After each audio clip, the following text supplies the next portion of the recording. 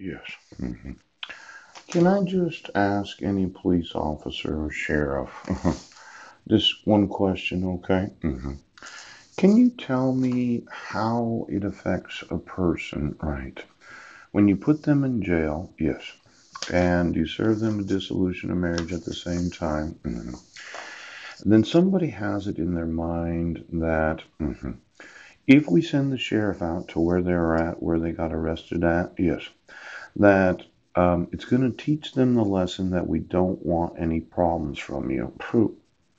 Now, this idea of reissuing protection orders so as to reinforce the idea that you don't want somebody to go looking for the individual known as the petitioner. Yes.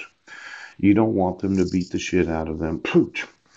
It's kind of a backwards way of thinking about domestic violence. Yes. Now, I just got out of jail. Oh, like that wasn't a learning experience. Yes. And after having gotten out of jail, you decided as a court that you wanted to reinforce the thought in my mind, yes, that I'm not to be some deranged respondent to the protection order.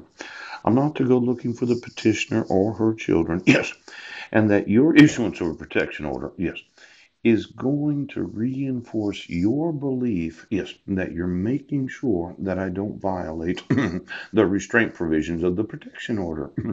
Now, I just want to mention if you haven't been to jail before, it's one of these experiences where a lot of jailers work there. Yes, got a few other individuals that are accused of crime and they may or may not have committed their crimes. It's kind of like being put in a jail cell. Yes, with those that are accused of well, violence. Yes, yes, yes.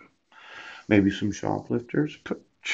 Could be through maybe oh, some theft. Yes. Might be some drug users that are coming down from crystal meth usage. In fact, if I think about the individuals that I was in the jail cell with, I tell you, you don't get to choose the actual persons that you share a jail cell with. Yes, yes, yes. Now, it's always a big experience orientating you, yes, to the individuals that are in the jail cell when you first get in there. Yes, it is. And then there are the individuals that they add to the jail cell while you're there. Now, the court maybe hasn't spent any time in jail.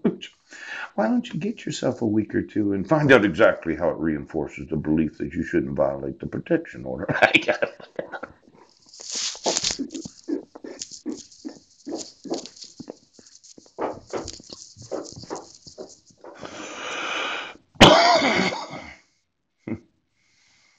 As if you, the petitioner, yes, or my non biological stepdaughter, yes, was going to make up some bullshit about me getting out of jail, being pissed off, right? I was going to go looking for my ex wife, yes, yes, after having spent 3 days in a jail cell with individuals that might have had alcoholic problems, that's right, might have had drug problems. Might have not been in the best of humor when they had gotten in there. Now, if you need a few weeks in jail right now, this thought, yes, that the issuance of the protection order was going to restrain me from violating the pre existing protection order, yes, absolutely absurd on the part of the court. Now, you reissued a protection order and you gave an exemption, yes, to the rules of the court. A week after my wife filed for dissolution of marriage, after having me arrested for allegedly violating the protection order where I was not given any due process. And then you seem to have thought, yes, that it was in the best interest of the children to serve me a week after you had, filed for dissolution of marriage.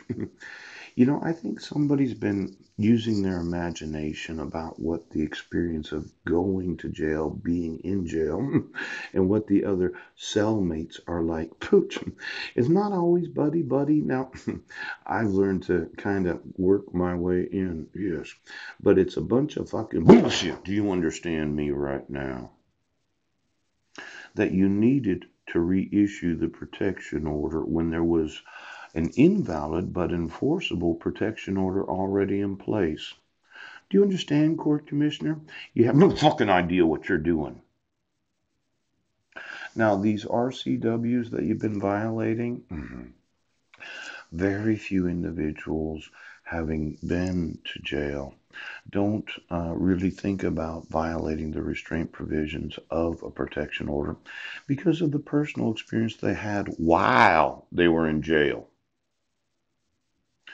Now, you made up a story, yes, that I violated the invalid protection order when I contacted Healthy Families of Clallam County to find out if they had the documentation from Guam that had completed the 7 hours of parenting classes, that I had not been convicted of any domestic violence or child abuse, that we had had an argument poach, and for you to reissue it, thinking that I needed you, the court, to reinforce that you did not want me to violate the restraint provisions. Well, I was found not guilty. I didn't violate the restraint provisions of the first protection.